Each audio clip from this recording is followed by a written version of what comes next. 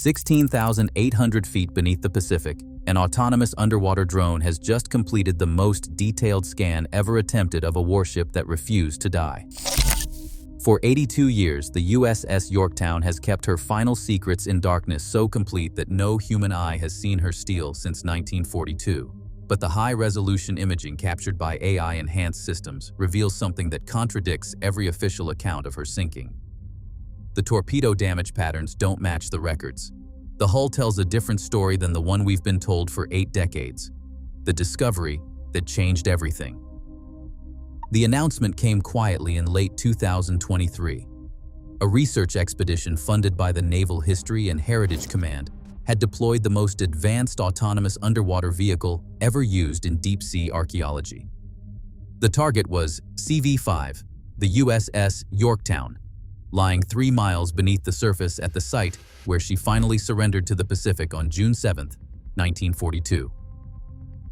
The drone descended through absolute darkness for nearly 2 hours before its lights caught the first glimpse of steel. What emerged from the gloom was a carrier deck remarkably intact, considering the violence she had endured. The island's superstructure still stood. Gun mounts remained in position. Aircraft elevators were visible in the deck plating. But it was the hull damage that made historians stop and reconsider everything they thought they knew. The official record states that Japanese submarine I-168 fired 4 torpedoes at the crippled USS Yorktown on June 6. 2 hit the destroyer USS Hammond, which was providing power and pumps alongside the carrier. The Hammond broke in half and sank in minutes.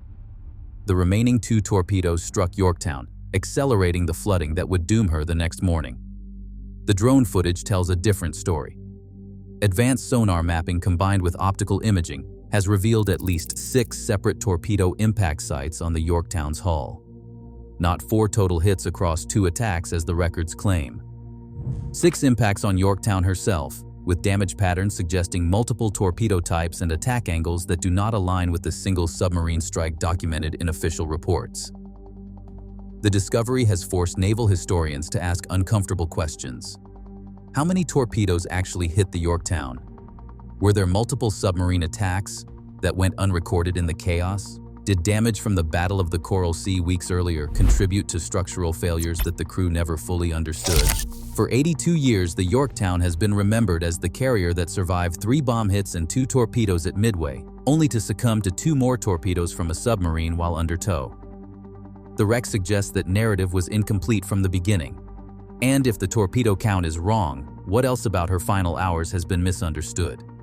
To answer that question, you have to go back to the beginning. You have to understand what made Yorktown different from every other carrier in the fleet. You have to understand why the Navy called her the ship that would not die long before Midway ever happened.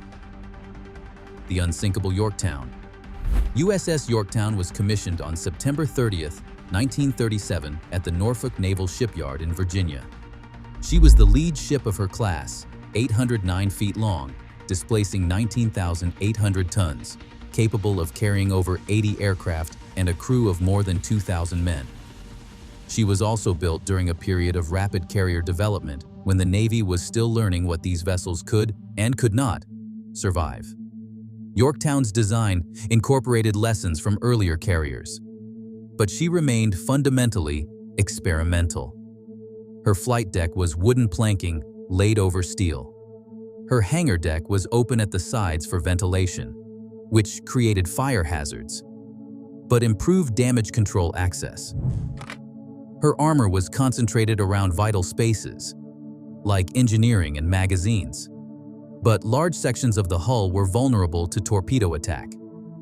For 4.5 years, Yorktown operated in the Atlantic and Caribbean, conducting training exercises and neutrality patrols. When Japan attacked Pearl Harbor on December 7, 1941, she was immediately transferred to the Pacific Fleet. Her reputation for toughness was earned in her first major action. The Battle of the Coral Sea began on May 7, 1942. It was the first naval battle in history where opposing ships never saw each other. Everything was decided by aircraft. Yorktown and USS Lexington faced the Japanese carriers Shokaku and Zuikaku, in a brutal exchange that cost both sides heavily. On May 8th, Japanese dive bombers found Yorktown and scored a direct hit with an 800-pound, armor-piercing bomb. The weapon punched through the flight deck, penetrated 3 decks below, and detonated deep inside the ship, starting fires and killing or wounding 60 sick men. A near miss opened seams in the hull below the waterline, causing flooding. Damage control teams fought the fires for hours. They shored up the hull breach. They patched the flight deck with steel plates so aircraft could continue landing. By the time the battle ended, Yorktown was hurt but operational. She could still launch and recover planes. She could still steam at speed, but the real damage was invisible. The bomb had fractured structural members throughout the interior. Welds had cracked. Bulkheads had warped. The ship needed months in dry dock for proper repairs. Instead, she got 72 hours at Pearl Harbor. When Yorktown limped into Pearl Harbor on May 27th, estimates suggested 3 months of repair work. Admiral Chester Nimitz gave the yard workers 3 days. The Battle of Midway was coming, and he needed every carrier he could get. What followed was one of the most remarkable repair efforts in naval history. 1,400 workers swarmed the ship around the clock. They cut away damaged steel. They welded in patches and reinforcements. They spliced electrical cables and repaired ruptured fuel lines. They worked inside compartments still reeking of smoke and death, racing against a deadline that everyone knew was impossible. On May 30th, 72 hours after arriving, Yorktown departed Pearl Harbor. She was not fully repaired. Dozens of systems remained compromised. Structural damage that should have taken months to address had been hastily patched. But she could fight, and that was enough. The crew gave her a nickname that would prove prophetic: the ship that wouldn't die. They had no idea how soon that reputation would be tested. Midway morning, June 4th, 1942. At 4:30 in the morning, Yorktown's flight deck came alive with the roar of aircraft engines. Squadrons launched into the pre-dawn darkness, heading toward the Japanese fleet that American codebreakers had located northwest of Midway Atoll. By 7 o'clock, the carrier had recovered her combat air patrol and settled into a tense wait. Radar operators watched their scopes. Lookouts scanned the horizon. Everyone aboard knew the Japanese would be coming. The first warning came at 10 o'clock. Radar detected incoming aircraft at 46 miles. Yorktown's fighters scrambled to intercept. Anti-aircraft crews manned their stations. The carrier turned into the wind and increased speed, ready to maneuver.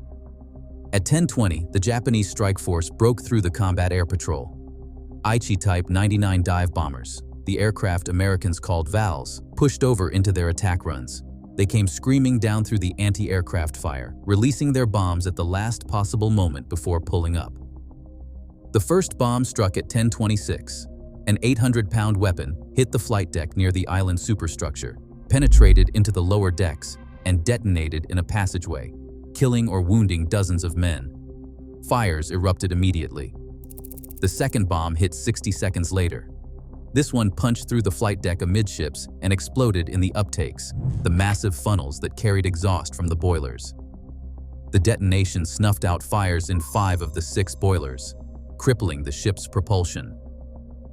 Yorktown's speed dropped from 30 knots to 6 knots. The effect was crippling. The third bomb followed almost immediately. It struck near the first hit, compounding the damage and starting additional fires. In less than 3 minutes, Yorktown had taken 3 direct hits. Fires burned across multiple decks. The ship had lost most of her power. Black smoke poured from ruptured uptakes. But she was still fighting. Damage control parties attacked the fires with hoses and chemical extinguishers. Engineers worked frantically in the boiler rooms, trying to restart the extinguished fires under the remaining boilers. On the flight deck, crews pushed burning aircraft over the side to clear space and reduce the fire load. Captain Elliot Buckmaster walked the damaged sections, assessing the situation. What he saw was bad, but not catastrophic. The hull was intact. The magazines had not been threatened. The list was manageable at less than 2 degrees. If they could get power back, if they could control the fires, she might survive. By 11 o'clock, the fires were out. By noon, engineers had restored enough boiler capacity to bring the ship back up to 19 knots. The flight deck damage had been patched with steel plates. Yorktown could not launch or recover aircraft, but she could steam, she could maneuver, and she could defend herself. The crew began to believe they might actually save her. Then, the afternoon strike arrived. The afternoon strike that should have ended her. At 2:30 in the afternoon, lookouts spotted aircraft on the horizon. The Japanese had found her again. This time, the attack consisted of torpedo bombers, Nakajima Type 97 aircraft, which the Americans called Kates. These aircraft were designed for one purpose: Kates, killing ships. They came in low and fast, skimming just above the waves to avoid anti-aircraft fire until the last moment. Yorktown's gunners opened up with everything they had. 5-inch guns fired time-fused shells that burst in the aircraft's path. 40mm and 20mm cannons stitched tracers across the sky. It wasn't enough. At 2:43 in the afternoon, 2 torpedoes slammed into Yorktown's port side in quick succession. The first struck near frame 95, roughly amidships. The second hit near frame 75, forward of the first impact. Each torpedo carried 450 pounds of high explosive in a warhead specifically designed to rupture ship hulls below the waterline. The explosions were catastrophic. Both hits occurred below the armor belt, tearing massive holes in the unprotected hull. Water poured into the engineering spaces. Fire rooms flooded. Generator rooms went dark. The ship's electrical systems failed almost immediately. The Yorktown lurched violently to port. Within minutes, the list reached 26 degrees. Men on deck grabbed anything they could to keep from sliding into the water. Below decks, in compartments without emergency lighting, sailors found themselves trapped in darkness as water rose around them. At 3 o'clock, with the list still increasing and no power to run pumps or counter-flooding systems, Captain Buckmaster gave the order to abandon ship. The evacuation was orderly, but grim. Wounded men were lowered into life rafts. Those who could walk made their way to the high starboard side and jumped into the water, where destroyers moved in to pick them up. The crew had drilled for this moment, but no amount of training could prepare them for leaving their ship while she was still afloat.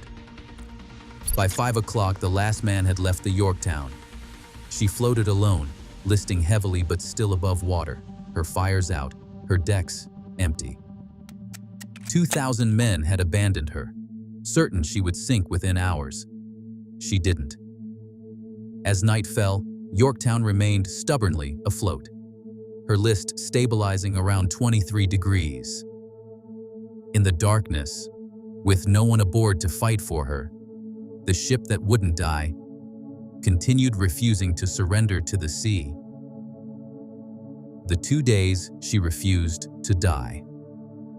If you are still here, you have seen how Yorktown survived 3 bomb hits in the morning and 2 torpedo hits in the afternoon at Midway. Comment 2 below if you are following the investigation.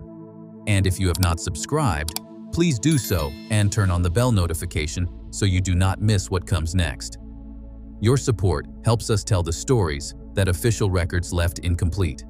Now, let us talk about the salvage attempt and what the underwater drones just revealed about her final moments. On the morning of June 5th, reconnaissance aircraft reported that Yorktown was still afloat. Admiral Raymond Spruance was now in tactical command after the loss of Admiral Fletcher's communications on Yorktown. He decided they would try to save her. The destroyer Hammond came alongside and sent over a salvage party. 29 officers and men volunteered to board the abandoned carrier and attempt to bring her back to life. It was extraordinarily dangerous work. The ship had no power, no lights, no ventilation. Compartments below the waterline remained flooded. The list made walking treacherous. Everyone also knew that Japanese submarines were hunting for wounded vessels, but the salvage team went to work anyway. They rigged emergency pumps powered by the Hammond.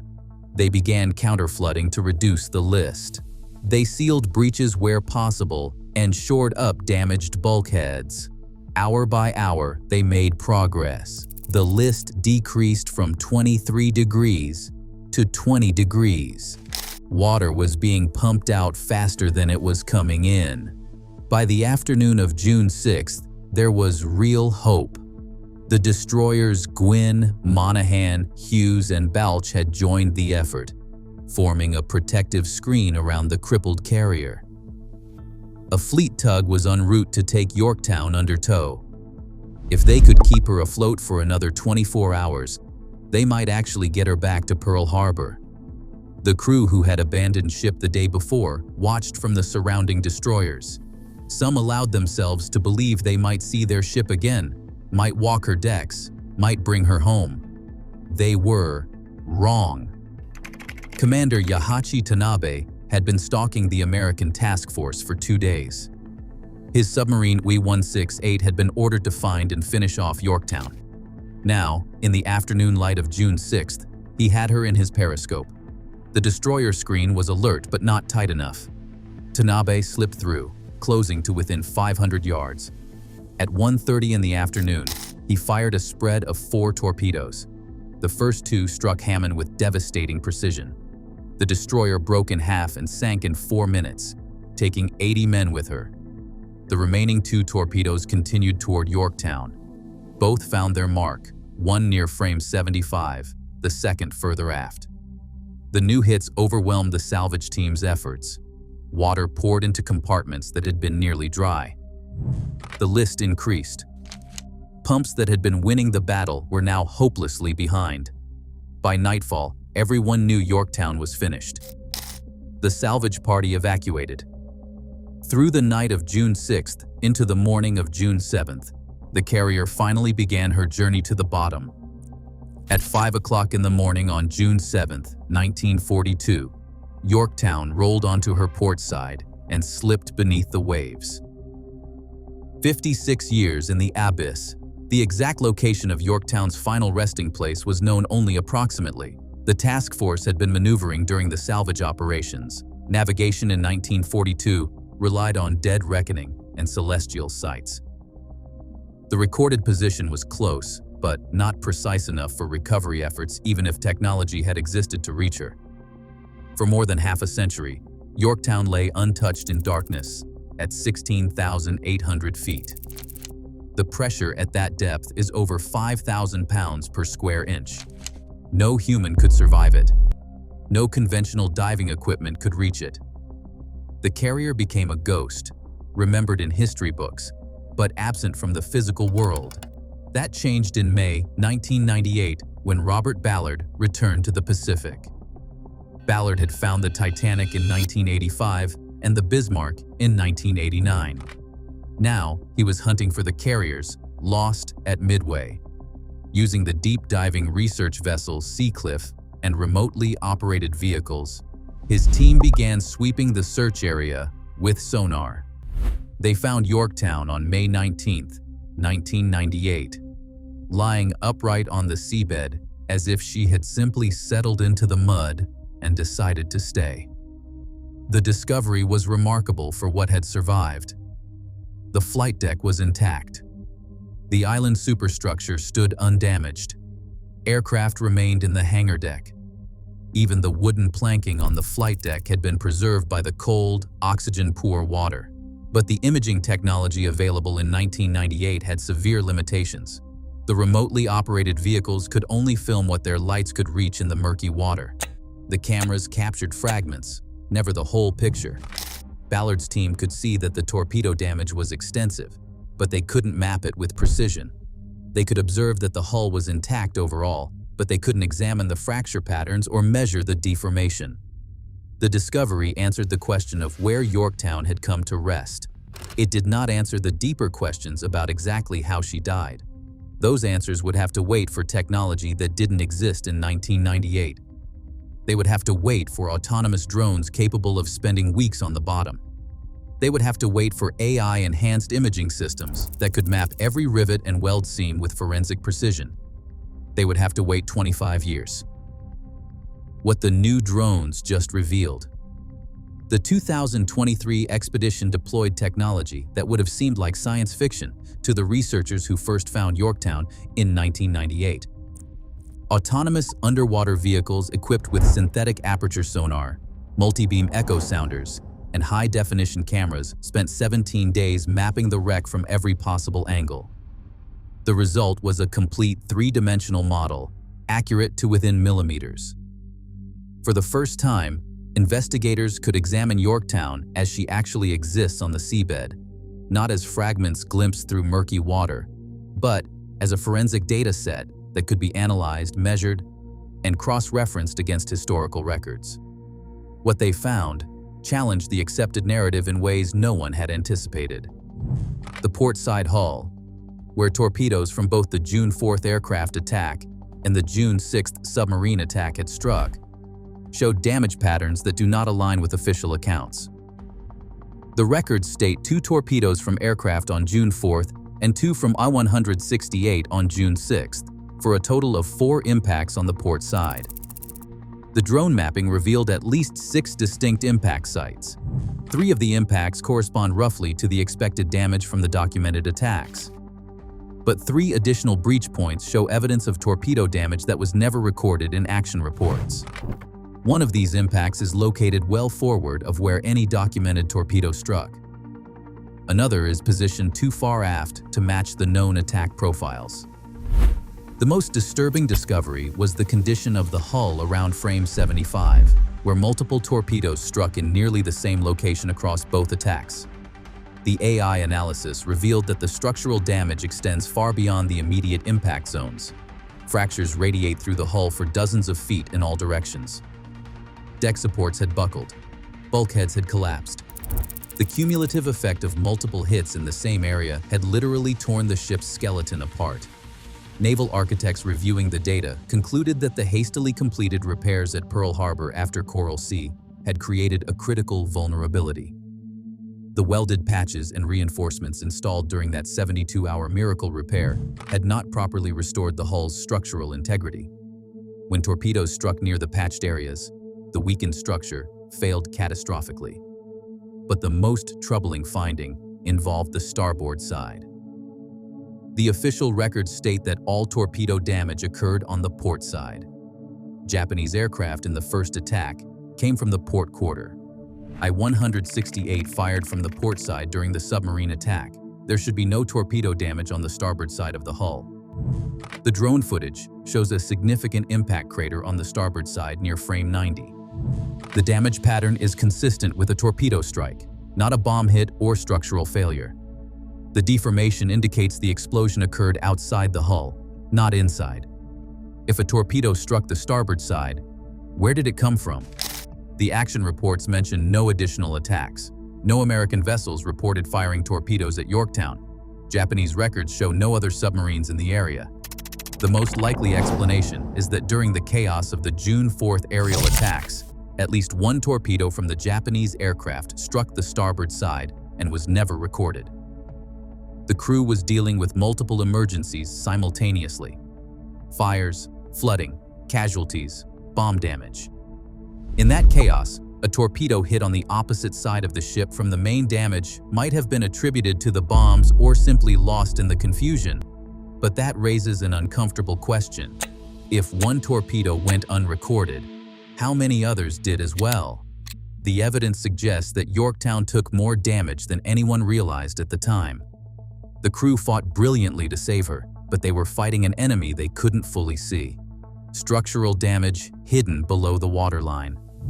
Weaknesses created by hasty repairs weeks earlier. Cumulative effects that no damage control manual had prepared them to handle.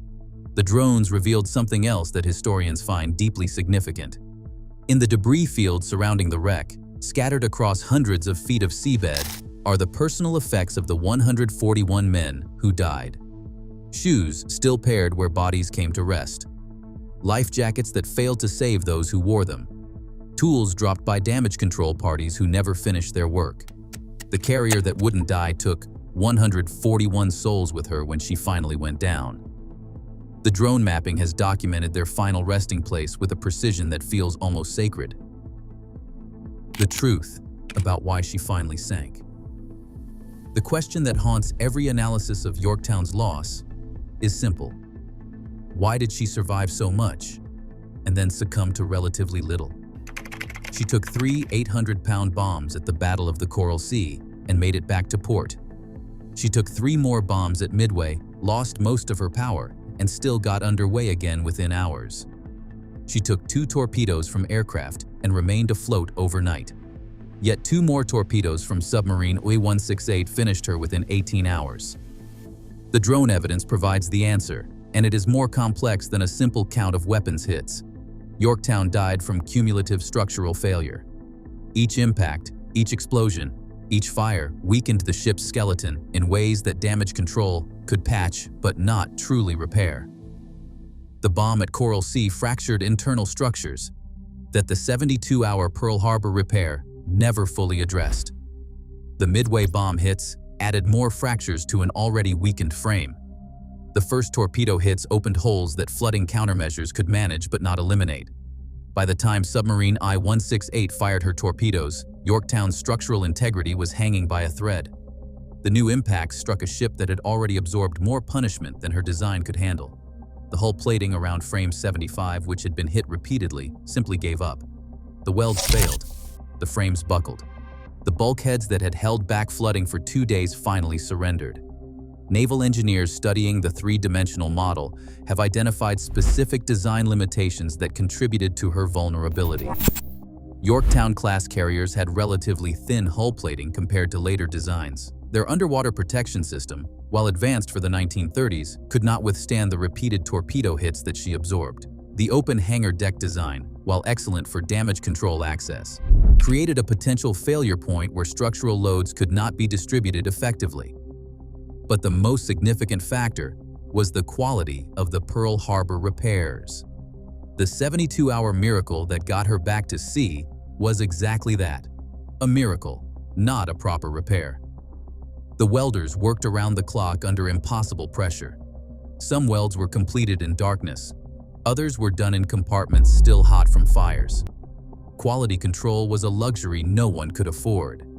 When the Naval History and Heritage Command reviewed the drone data, their report concluded that Yorktown was operationally ready for combat after Pearl Harbor repairs, but was not structurally restored to pre-damage condition. The decision to deploy her at Midway with incomplete repairs was strategically necessary, but technically unsound. The ship was sent into battle with known structural vulnerabilities that would prove fatal under sustained attack. In simpler terms, the Navy knew Yorktown was fragile, sent her anyway, and hoped she would not take any more hits. She took hits, lots of them. And eventually the patches failed, the welds cracked, and the ship that would not die finally ran out of strength. The crew did everything humanly possible to save her. Their damage control work at Midway was brilliant. Their salvage efforts after abandoning ship were heroic. They fought for their ship with a determination that remains inspiring 8 decades later. But they were fighting structural failure that no amount of courage could overcome. The ship had been broken at Coral Sea, inadequately repaired at Pearl Harbor, and asked to survive punishment that would have sunk any other carrier in the fleet. The remarkable thing is not that she finally went down. The remarkable thing is that she lasted as long as she did. The Wreck's Testament. USS Yorktown rests 3 miles beneath the Pacific, her steel slowly dissolving in the cold darkness. The autonomous drones that mapped her have given us the most complete picture we will ever have of her final condition. But the real value is not in the corrected historical record. It is in what the wreck teaches us about the price of sending damaged ships into combat. The Navy needed Yorktown at Midway. Without her, the odds against 4 Japanese carriers would have been unacceptable. So the decision was made. 72 hours of repairs, send her to sea, and hope for the best. It worked. Her aircraft helped sink 3 enemy carriers. Her presence forced the Japanese to split their attacks. Her contribution to victory cannot be overstated, but her loss was built into the equation from the moment she left Pearl Harbor with inadequate repairs. Modern carrier doctrine learned from Yorktown. Today's damage control emphasizes structural assessment, Not just firefighting. Modern repair standards require verification that patches restore full strength, and not just operational capability. The Navy no longer sends carriers into combat with known critical damage unless no alternative exists. Yorktown paid the tuition for those lessons with 141 lives. The wreck site is now protected as a war grave. The drones touched nothing, disturbed nothing. The ship belongs to the dead, but we can still listen to what she has to say. She says that sometimes survival is not about how much damage you can take, but whether you had time to properly repair what you already took. She says that courage and skill cannot overcome structural failure. She says that the ship that would not die finally surrendered not to the enemy, but to the cumulative weight of every compromise that time and war forced upon her.